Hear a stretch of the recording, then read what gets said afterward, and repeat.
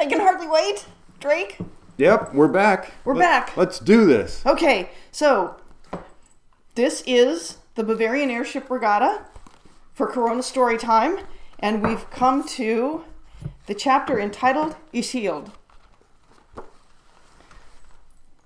Sparky threw her body on the railing, grasping for Erasmus's hand. Her hand came away slick and sticky with his blood. No, she thought. Do not let it end before it has even begun. She searched frantically for somewhere to wipe the blood off so she could get a better grip when the wind whipped her new, lucky yellow scarf into her face. The scarf! She whipped off the scarf, not bothering to wipe her hands, and wrapped it quickly around her right wrist. Give me your other wrist! Weakly, he reached up in the direction of her voice. She was nothing more than a blonde blur through the blood in his eyes. She whipped the now bloody scarf around his left wrist and rotated her own wrists, reeling in the slack across the palms of her hands. She bent her elbows, pressed the flats of her fists to her clavicle, and braced her feet against the base of two rail posts. This was gonna hurt. Both of them. She tightened up all her muscles and threw her body backwards. Drake screamed in pain as his bruised and bloodied body was dragged over the railing. He landed squarely on top of Sparky, all elbows and knees and 50 pounds heavier than her. She exhaled a grunt of pain. When the realization of their success hit them a second later, they smiled slightly to each other, and she whispered in his ear, "Silk is like true love, beautiful to behold, soft to the touch, but strong when tested. You are truly a remarkable woman." Lord Ashley reached them first and helped Drake to his feet. "My dear friend, you gave us a terrible scare. I fear the worst of today's horror is not yet over." Luis Miguel reached down to help McTrowell off the catwalk. When he took her hands and began to pull, she winced in pain and grabbed her right shoulder. Ah! As if the situation weren't bad enough already. She got her feet under herself and rose on her own. "Luis Miguel, please see to cleaning up Chief Inspector Drake and try to stop the bleeding. I'll sew him up properly later. Mr. Fremont, you're with me." "But ma'am, I want to defend the ship." "Jake, the best way to defend the ship is to get her out of harm's way. She needs 4 strong arms, and with the loss of the brave Mr. Krasnaya Rubashka, I'm down to 1. Your 2 will have to make up for 3. Now, will you help me save the lives of everyone aboard her?" "Yes, ma'am." He fairly ran after her as she made as much haste to the bridge as she was able. Aboard the pirate ship, Sergeant Fox was marveling at the stealth of Virat and his ability to understand what Fox wanted him to do with just minimal hand signs. Under cover of the panic caused by the unexpected defense mounted by the Burke and Hare, the 2 of them had managed to climb to one of the pirate ships and sneak into the engine room, which the pirates had left woefully undermanned. There was only one engineer, and he was running about like a rat trapped in a rapidly filling bilge. Fox and Virat were conferring silently about their next move when Fox accidentally dropped a grenade he had been hoping to use on the mission. It was a small device, but it hit the wood deck with an echoing thud. Despite his attention on the mechanics of the ship, the sound got the engineer's attention. He whirled around to face its source in time to see the sergeant vault a steam pipe. No small trick given the leather, wood, and canvas contraption strapped to his back. Fox wrapped his muscular arms deftly around the pirate's throat and choked him out before he could raise the alarm. By the time Fox turned back around, Virat had snatched up the grenade, lit it from the steam engine's furnace, and wedged it firmly under a boiler mount. They didn't need hand signs to communicate the urgent need to get off the pirate ship. They scrambled up the ladder out of the engine room and onto the tight catwalk, headed directly for the lines leading back down to the Burke and Hare, and came face to face with 4 angry cutlass-wielding pirates hell-bent on mayhem. They were well and truly done in. Retreating would send them to a fiery death in the engine room. Even if they could defend themselves against the pirates, though they were outnumbered 2 to 1 and in such tight quarters as to make it almost impossible to wield their weapons, they surely could not dispatch the pirates before the boiler blew. Fiery death again. Virat had just an instant to spare for a wistful thought of the beautiful deep eyes he would never see again and the small gentle hands he would never hold again. He braced himself to fight to an honorable end, taking as many of his foe with him as possible. He was jerked off his feet by one of those muscular arms that were such a prominent feature of Her Majesty's aerial marine. "Hang on tight to me," JB shouted right into his ear. Then the fool leapt over the railing out into open space. This was not an honorable death. They would plummet to the earth, their bodies becoming food for scavengers. And yet, a lifetime of servitude made Virat reflexively follow the direct order shouted at him. He clung to Fox with his arms and legs. Fox worked an arm between himself and Virat and yanked on a handle in the middle of the harness, crossing his chest. The mysterious, cumbersome device on Fox's back transformed into the most miraculous thing Virat had seen in his long, eventful life. They became the outstretched wings of a rock. Virat was still marveling at the device when their trajectory was rocked by the explosion of the pirate ship above them. Drake and Ashley saw and felt the explosion from the catwalk of the Burke and Hare. Drake watched helplessly as Ashley's face turned gray. He had never known a life without Virat. When Virat wasn't right at his elbow, he was no more than a bell ring away. Jonathan was suddenly a boy again, a boy who had just lost his father. His chest hurt. Drake grasped him firmly by the shoulders. "My dear friend, I cannot imagine the pain you are suffering, but we must fight on if Virat's death is not to be in vain. He has sacrificed himself to give us this advantage. Let us seize it." And then he saw something over Ashley's shoulder that his brain could not make sense of. It looked like a giant bird with a huge lumpy body. It was making straight for the Burke and Hare. "Oh dear," he thought. "Let this not be some new treachery." He was just trying to decide what defense might possibly succeed when the lumpy body of the flying predator resolved itself into Sergeant Fox, with Virat clinging to his neck and legs. Drake let out an uncharacteristic whoop of joy and spun Ashley around. Drake called to the chief steward, "Sevilla, step up here on the rail with me." Drake climbed up on the railing and held his arms out wide, gesturing for Luis Miguel to do likewise. Fox slowed his approach by tipping the wings up slightly. The wings filled the field of view of the three men on the catwalk. Fox grasped Virat around the waist and said to him, "Prepare to let go on my mark. Now!" He flung Virat away from his body and into the waiting hands of Drake and Sevilla, who more or less caught him. Mostly they stopped his forward trajectory, and the three of them landed in a heap on the catwalk. Drake thought to himself, "I have had quite enough of this maneuver for today." Relieved from the awkward burden of a passenger for which his wings were not designed, Fox swooped away toward the net blocking the valley. Ashley quickly wiped a tear from his eye before the pile of comrades on the catwalk could see it. He glanced out into the open space left by Fox's departure, trying to think of the right thing to say when one of the two remaining pirate ships rounded the back of the Burke and Hare. He found himself staring right down the barrel of a cannon, preparing to broadside the Burke and Hare. It was so close he could see the cannoneer touching his glowing linstock to the fuse. With barely a thought, he reached up to his brace and unleashed a single knife in one smooth, continuous motion. It snipped off the smoldering tip of the fuse and lodged into the throat of the cannoneer. The look of glee on the pirate's face evaporated into one of utter astonishment before he keeled over in a gurgling mess. Feeling that he had sufficiently regained his composure, Lord Ashley turned to aid his comrades. On the bridge, Sparky and Jake were watching the third pirate ship harry the Iron Eagle. The marauders couldn't get close enough to fire their cannon or board because the Iron Eagle was armed with Potsdam muskets and several crew members who knew how to use them. Neither had the crew of the Iron Eagle succeeded in damaging the pirate ship, but a couple of the pirates would undoubtedly be looking for a new line of work if they survived their injuries. The two racing airships really needed to work together if they were going to put a stop to this attack without more casualties. She needed one more good idea. Drake opened the door. She barely glanced at him before returning her attention to the Iron Eagle. "You're still bleeding." "Thank you for your concern.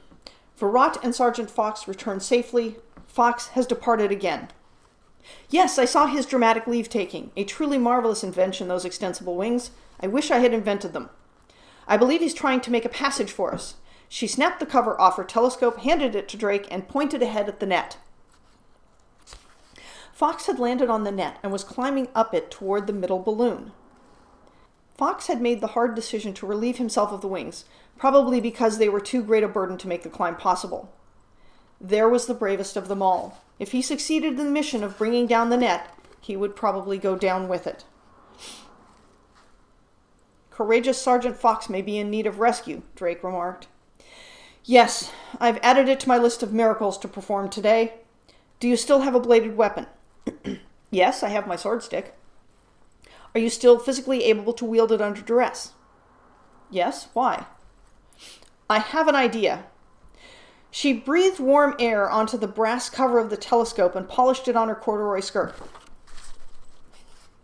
She waved frantically across at Willie Domf until she caught his attention. I hope he is current with his signaling. She played with the telescope cover until she caught the light and then began flashing the reflection toward Domf. ... dash, ... dash, ... pause, ... dash, ... dash, ... dash, ... dash, pause, ... dash, pause, ... dash, ... dash, ... dash, ...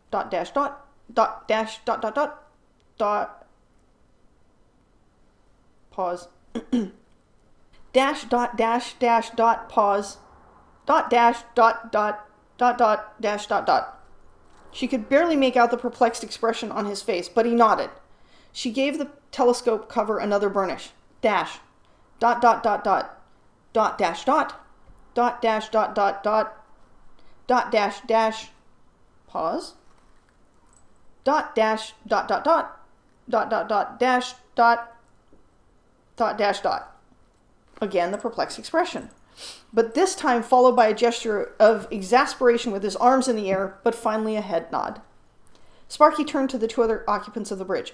Mr. Fremont, fetch Mr. Sevilla and double time it to the starboard catwalk. Prepare to catch a line that will be cast from the Iron Eagle. Once you have secured the line, leave Mr. Sevilla there and return here. Chief Inspector, please fetch your sword stick and meet Fremont and Sevilla on the starboard side. She grabbed the voice pipe. Mr. Wilkinson, have the spare boiler band carried to the starboard side. Grab your tools and meet me on the bridge. As everyone hurried off to carry out her mystifying set of orders, she thought to herself, this had better work and that boiler had better hold because there's no hope without the spare. Wilkinson arrived on the bridge promptly, clanking in his full tool belt. He received his orders in absolute bafflement. He had never flown with the peculiar American woman pilot before, but he had heard some truly outrageous stories. He had always imagined these stories to be drunken embellishments, but now he wasn't so sure. On the other hand, all his mates who had regaled him with such epic yarns had all lived to tell the tale, so he too headed dutifully to the starboard side. As soon as the pirate ship made its most recent pass at the Iron Eagle, a huge crew member dashed out onto the portside catwalk, carrying an enormous armload of rope that he dumped unceremoniously. The two other crew members laid down their rifles and helped unwind the rope. The big fellow snatched up a large iron bar with a lightweight line tied to it. With a mighty grunt, he hurled the iron bar across the open space between the two ships. Jake and Luis Miguel stood ready to catch it. At the last instant, they thought better of standing in the path of a flying iron bar and jumped back. It struck the side of the Burke and Hare's gondola, leaving a nasty dent. Wilkinson commented, "That's going to need fixing." Sevilla and Fremont sprang forward to grab the lightweight line. Wilkinson slipped a pulley over the line before helping the other two haul in the heavy line attached to it. They tied the line securely to the railing, as the crew of the Iron Eagle did likewise on their side.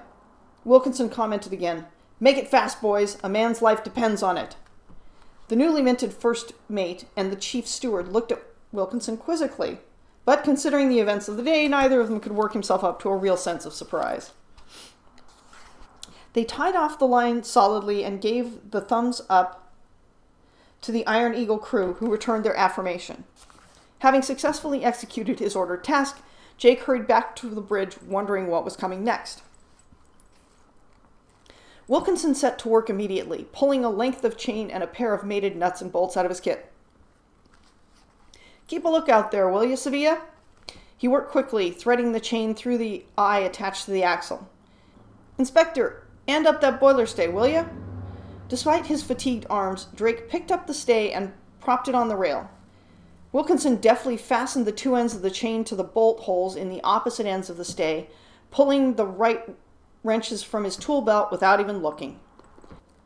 He gave a good tuck to each junction to ensure it was fast. He slapped Drake on the back. "Good luck to you, man," and he headed back to the engine room. Erasmus turned to Luis Miguel. Are you strong enough to steady the sling? I'm putting my life in your hands. Si, Senor Drake. Vaya con Dios. When Jake returned to the bridge, Sparky was signaling the Iron Eagle again. Dot, dot, dot, dot. Dot, dash, dot, dot, dot. Dot, dash, dot, dot. Pause. Dot, dot, dash, dot.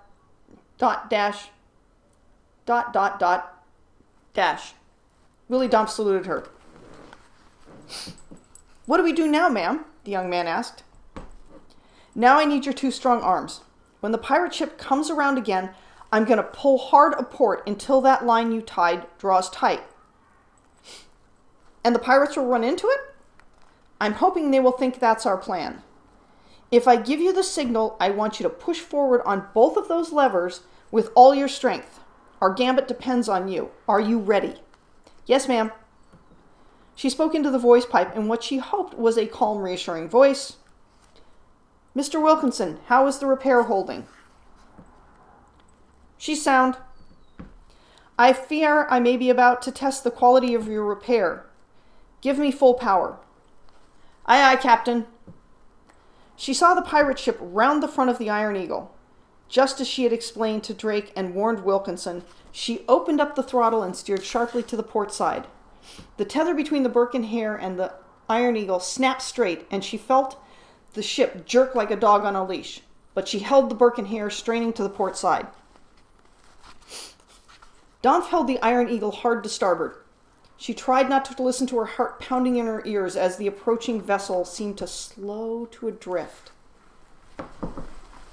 Outside on the starboard catwalk, Sevilla removed his waistcoat, wrapped it around his hands, and leaned over the railing to hold the pulley a couple of feet away from the railing.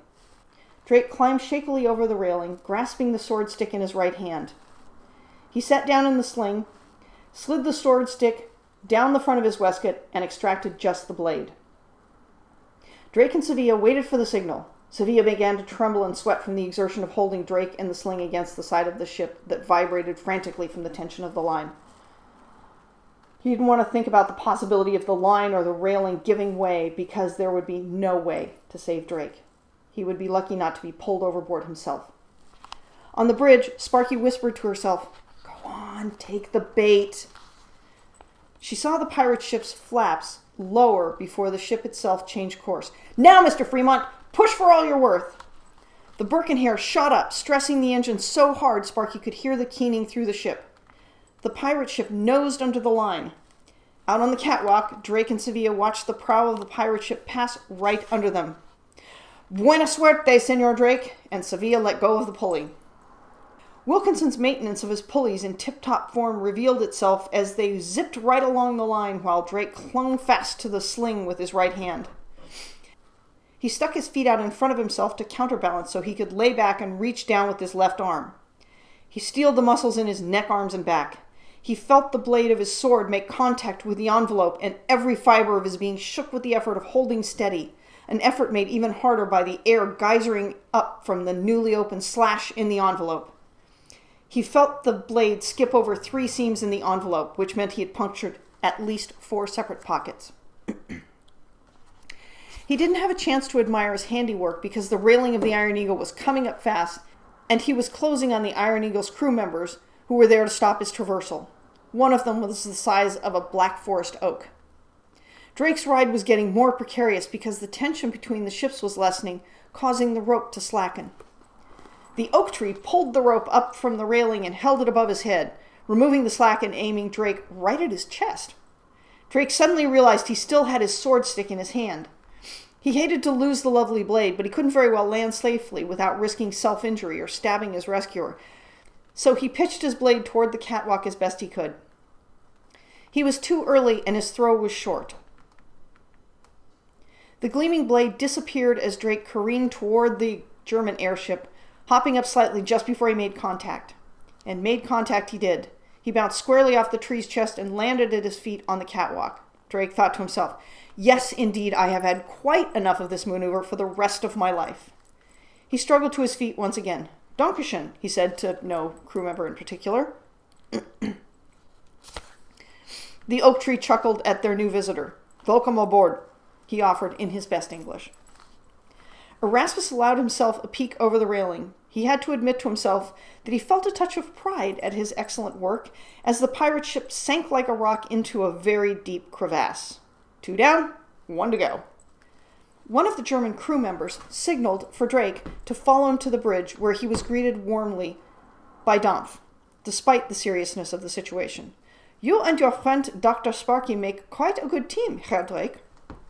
"Thank you, Captain Dampf, but we must still deal with the remaining ship and find a way to recover Sergeant Fox, assuming he does not give his line in the line of duty opening the net." Although he was first and foremost a man of duty, Drake still wished fervently for Sparky to win the race. As nonchalantly as he could manage, he continued, "Herr Fenstermacher has refused to stop the race despite the attack." "Has your referee also refused?" Being likewise a keen competitor, Dampf paused a moment before answering as he recognized Drake's motive. "Ja, und I have thrown him in the brig." Drake momentarily lost his composure and his eyebrows shot up at the revelation that the Iron Eagle had a brig. Before the two of them could confer further on the plan, the third and final pirate ship dove nose down in front of them from the cover of a cloud, then abruptly leveled out at a few hundred feet above the racers and approached very slowly. They were too high to fire their cannons on either regatta competitor at their current altitude. They couldn't be planning to ram because they were too high, moving too slowly, and their vessel was too small to have an effect. Then they started to climb still higher and move toward the Iron Eagle's port side. What could they possibly be doing? They dropped 3 lines just as they were moving out of view of the Iron Eagle's cockpit, and Drake's stomach sank. "I have to get back to the Birkenheer." "Herr Holzfäller, send Herr Drake back the way he came." True to his name, Herr Holzfäller literally lumbered as he ran down the portside catwalk. Drake felt like he was running downhill and uphill all at once as Dampf set the Iron Eagle on a steep climb. By the time they reached the line between the two ships, the Iron Eagle was higher than the Birkenheer. Drake was looking straight across at the pirate ship as the Pirate Queen disembarked from one of the dangling lines and slid over the far side of the Birkenheer's envelope. Before he could step over the railing, Holzfäller snatched him up like he was a rag doll, swung him over the railing, and stuffed him into the sling. He barely had time to grasp the sides of the sling before Holzfäller gave him a hearty shove off while holding the line taut. At least Sevilla hadn't abandoned his post on the far end. As Drake stuck out his feet to brace for impact, he realized what would immediately follow.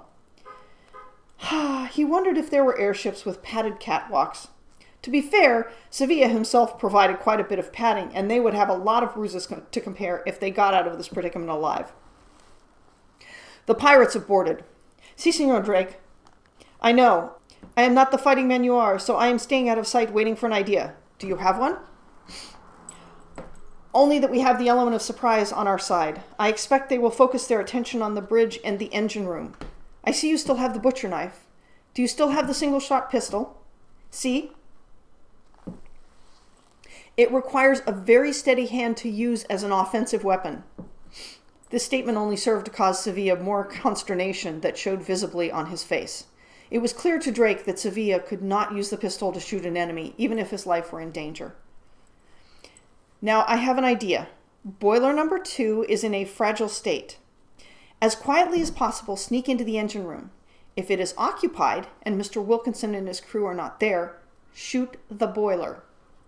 I do not believe it will fail completely, but it may spring a leak sufficient to fill the engine room with scalding steam.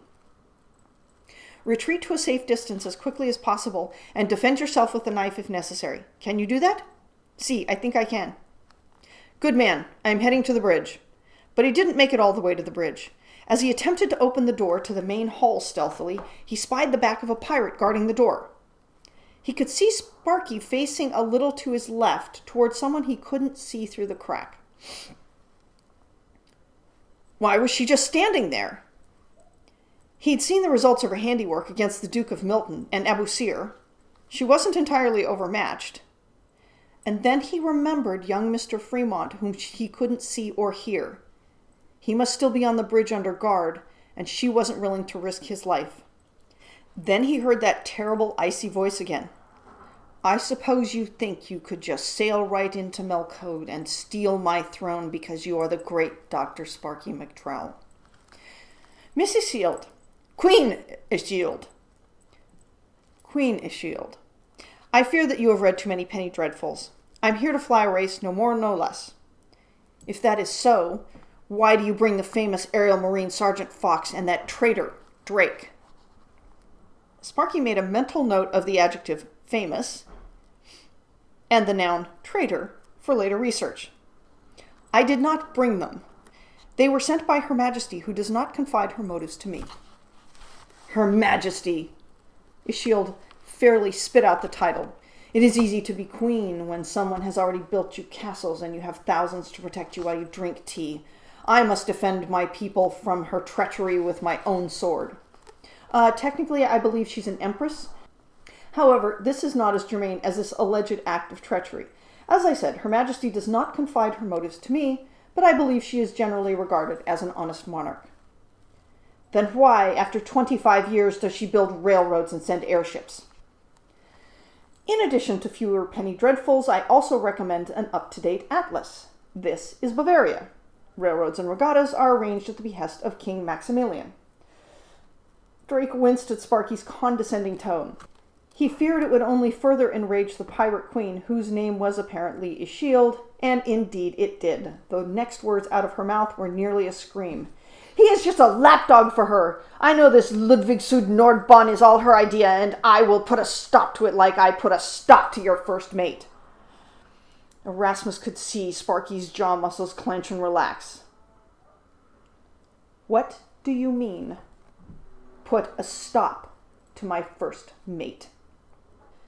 Surely you don't imagine he just fell? Ishild jeered nastily. And then to emphasize her point, she made a swift downward slicing arc with her sword. The flash of the tip revealed to Drake how close she was standing to Sparky. Too close for him to get to her before she got to Sparky.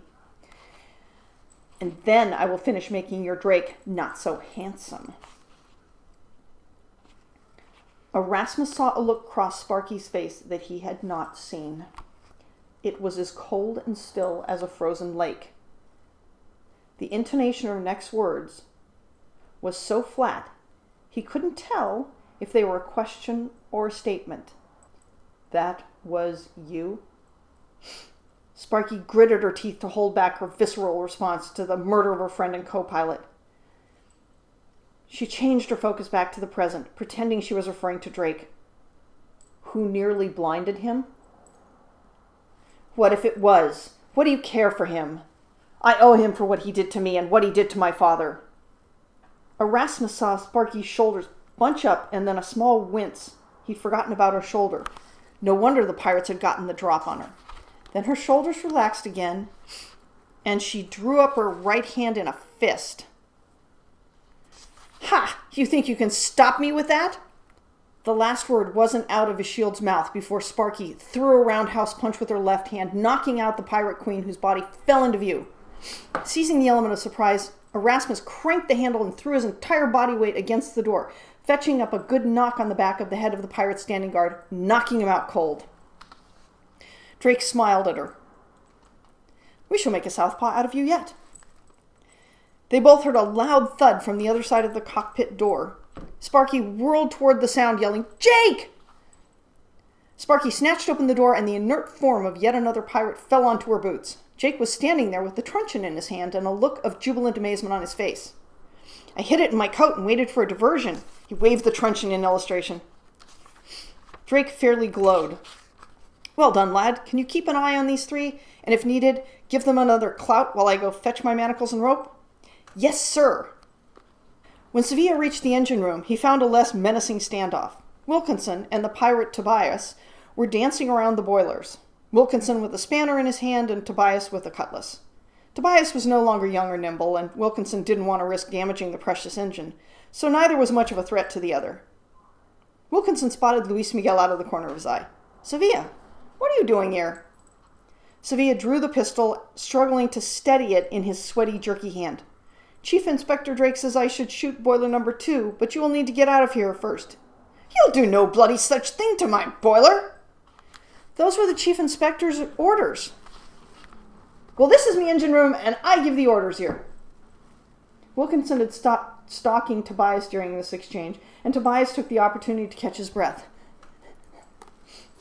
Just then, the captain's familiar voice came over the voice pipe. The bridge is secure. The Pirate Queen has been taken captive. With that, Tobias sighed, "Hallelujah," and sat down on the greasy floor. "What in bloody hell are you doing?" Wilkinson shouted. "I'm too old for this nonsense. Now that the Valkyrie is finished, I'm going back to my quiet farm and my old lady." "What are ye blubbering about?" The lot of us got tired of pirating 25 years ago and settled in quiet little Mill Code. We mostly minded our own business, married the steadier of our wenches, and sent the troublemakers away. It was all going just lovely, except that old Captain Benjamin Tuttleford III just couldn't resist telling his daughter Ishild grand tales of the old days, filling her head with the glories of pirating days. Well, that one, she has a temper like her mother. When Tuttle died, she decided that being the king or queen of the pirates was like being king or queen of a proper country, which it ain't. And so she decreed herself the pirate queen inherited from her father. We mostly put up with it, seeing as how there weren't any more ships and we were mostly too old for such flights of fancy, but she got the other young'uns all fired up to play pirates again. When King Ludwig decided to build his railroad, she decided that he was invading our sovereign domain. He stopped, took a breath, and wiped his sweaty forehead with a threadbare old handkerchief. Wilkinson and Sevilla just stood there staring at the old pirate, dumbfounded. Now, where was I? Oh, yes, the railroad. So she goes recruiting a nasty bunch of layabouts from around the area that are all out of sorts about the unfairness of their station, and they start thieving their way to fortune, raiding airships and railroad construction sites. So then she sends a fellow to parley with our new King Maximilian to demand he stop with those railroad. Now, being a real king, he's used to getting his way, and he knows how to go about it. So he offers up good money for us to just keep out of it. When we all hear this news, we think, right, that's marvelous. The barn needs fixing, and the missus would love some fabric for some spring dresses. But no, Her Highness wasn't having nothing to do with old Maximilian's generous offer, and she declared that it was war, and she sent her fellow back to Maximilian to say as much. Like I said, Maximilian's a proper king, and he's used to getting his way, one way or t'other. T'other way was sending back a message. But not all the bits of the messenger, if you get my meaning.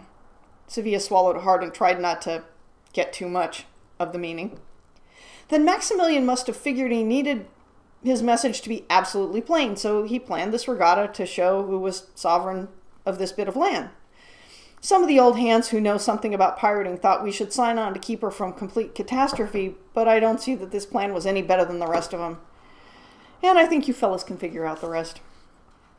He picked up his cutlass, turned it around hilt first, and offered it to Wilkinson. "If you would be so kind as to tell Drake that I've surrendered and lock me in some quiet little cabin until the rest of this flapping is over, I'd be much obliged." Wilkinson took the cutlass, turned to Sevilla, and said, "You tell the chief inspector. This makes me For all the pulling and maneuvering, neither the Burke and Hare nor the Iron Eagle had made much forward progress, but they were drifting inexorably toward the net. Because the net was meant to catch something the size of an airship, the mesh was very widely spaced, making Sergeant Fox's climb long and strenuous, since he had to climb the individual lines rather than climbing it like a ladder. However, he was persevering, and McTrowell could see that he was reaching the center balloon. With the prisoners securely bound in the main hall and within sight, Drake opened the door to the cockpit to confer with McTrowell. He opined, "Sergeant Fox is a brave and direct man. I do not believe he will have considered his own rescue, but only the target of his mission." I was just having the same thought. I'm also quite concerned that we have seen neither Lord Ashley nor Virat in some time. Right you are. I shall look for them while you think on Sergeant Fox's dilemma. Drake found Ashley and Virat the first place he looked, in Ashley's cabin, or at least behind the door of what had been his cabin. The interior looked as if the pirates had ransacked it, but there was no sign of pirates. Little bits of silk were everywhere, but mostly it looked as if every silk throw and coverlet in the cabin was in a motley pile in the middle of the floor. Completely uncharacteristically, Lord Ashley himself was sitting on the floor next to the pile, rapidly, although not entirely deftly, wielding a needle and thread. Drake heard hammering sounds from the bedroom. Virat was hammering the planks from the bed frame into another type of open frame with a chair seat nailed to one of the planks. It looked somewhat like a catapult, but somehow cockeyed. Without looking up from his sewing, Lord Ashley said, "I understand that the ship is secure." "Yes, that is correct." "And how is Sergeant Fox proceeding?" "He has very nearly reached the central balloon." "Very good. If you would be so kind as to help Virat carry the components of the frame to the starboard side, I believe we have a method for recovering Sergeant Fox, or at least ensuring his safe extraction. I certainly hope the good sergeant is as clever and informed about the machinery of aerial combat as I think he is." Drake, unaccustomed to having no clue as to how to resolve the situation himself, felt obliged to do as Ashley asked. When they reached the catwalk, Virat began securing the frame to the railing. Ashley continued, "Please tell the good Dr. McTrowell that she should get as close to the net as she feels is safe. The instant she sees any sign that Fox has succeeded, she should proceed with all haste, keeping the Birkenhair as steady as possible, given the difficult circumstances."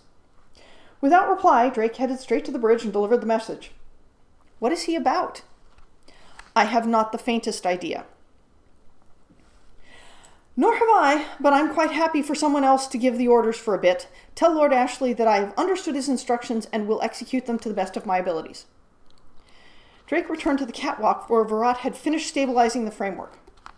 Ashley was rolling his motley silk quilt into a tight log. At the end, it was sewn to the back of one of his straight traditional Indian tunics. He tied the log securely with the silk sash. "Virat, I believe we're ready for the spring." Virat extracted a throwing knife from his jacket and threw it directly at the Iron Eagle, or rather the railing, where the tether between the two ships was still tied.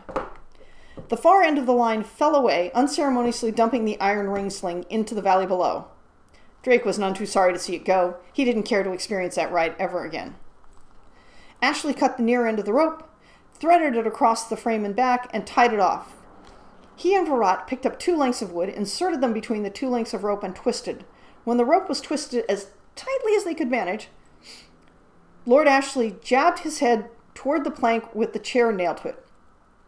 "Drake, would you be so kind as to pick that up and insert it between the 2 levers with the chair seat pointing upward?" When he did, the chair seat leaned over the railing. Virat took hold of the seat and held it as far down as the railing would allow. Lord Ashley picked up the silk bundle, and both he and Virat turned their attention to the net and the balloon. Drake could stand the suspense no longer. "Pray tell, what is the bundle?" "Why, my curious Chief Inspector Drake, it's a parachute. I'm trusting that Sergeant Fox will recognize it as such despite its colorful nature." Drake could think of nothing further to add to the conversation, so he turned his attention to the net as well. J.B. Fox paused underneath the balloon to catch his breath. He would need to be fully prepared when he boarded. He looked up at the bottom of the basket where the 2 halves of the net connected. The lines of the net were as thick as his forearm. They fed up through the floor of the basket. There was no way to hack through the lines from below because he was only carrying a boot knife, and there was no way to brace himself to get enough leverage. He would have to storm the basket. He grasped the lip of the basket in both hands and pulled himself up, hopping between his hands to land on his feet in the basket with his hands free. These pirates clearly were unschooled in close quarters combat because the lone defender of the balloon was armed with a musket. Fox performed a sweeping block with his right arm, disarming the pirate and knocking the musket free. He performed a swift chop upward at the pirate's Adam's apple, instantly disabling the guard. Unfortunately, the musket discharged when its stock struck the floor of the basket, firing straight up into the canopy. Fox leapt from the lip of the basket and caught the top edge of the net. He hoped that the balloon was only slightly damaged and would drag the net and the other 2 balloons to the valley floor slowly enough that he would survive the fall. Within 5 seconds, he realized that hope was futile. The crown of the balloon was shredding, and he would soon be in free fall. Well then, Queen and country. On the bridge of the Birkenhair, McTrowell was watching the center balloon intently through her telescope. She saw it wobble during Fox's brief tussle with the balloon's defender. And then she saw a small puff as the crown of the balloon blew out from the musket blast. That was the sign. She opened up the throttle all the way. When Fox made a flying exit from the basket, she turned to Jake Fremont. Mr. Fremont, steer so that Sergeant Fox is as close to the starboard side as possible without hitting him. You will have to adjust your course to match his trajectory. She watched through the telescope while gently adjusting the throttle and giving Jake instructions for small course corrections. She hoped desperately that Lord Ashley knew what he was about, because they were swiftly approaching the net and Sergeant Fox was dropping precipitously. She clenched her hand on the throttle, preparing to shut it off lest the Burke hair collide with the still suspended net, obviating the aerial marine's sacrifice, when she spotted a large, brightly colored projectile, not unlike a large chaise cushion, sailing up in an arc from the starboard side of the ship. It was aimed right at the sergeant. Why were they firing on him? Fox spotted the airborne upholstery at nearly the last possible instant, barely snagging the silk sash of the bundle with one hand while hanging on with the other. His catch pulled the sash loose and the bundle started to unfurl. He let go with his other hand, executing a graceful backflip and catching the jacket with his other hand. He snagged the next rung of the net with the backs of his knees. No sooner had he opened the jacket than he realized what a gift Lord Ashley had sent him. He struggled into the jacket that was, not surprisingly, a bit snug, but better tight than loose enough to be pulled off. From his bat-like perch, he watched the Burke hair pass closely overhead, or rather underfoot. He let go with his knees, letting the breeze fill the parachute and carry him downward toward Munich. Drake, Ashley, and Virat held their breath, watching the arc of the package and Fox's aerial calisthenics. They dashed to the railing to look down as the airship passed over the sinking net. Even Virat shouted and danced with joy as their acrobatic brother-in-arms floated safely free. Sparky and Jake could hear their jubilation on the bridge, even over the noise of the engine. She turned to the young Fremont. Mr. Fremont, what do you say that we win this thing? Yes! Okay. So, thank you for joining us for another episode of Corona Storytime. We're Drake and McTrowell. This is the Bavarian Airship Regatta, and we hope you're enjoying this. There's only a few chapters left, so stay tuned. Thank you. Thanks.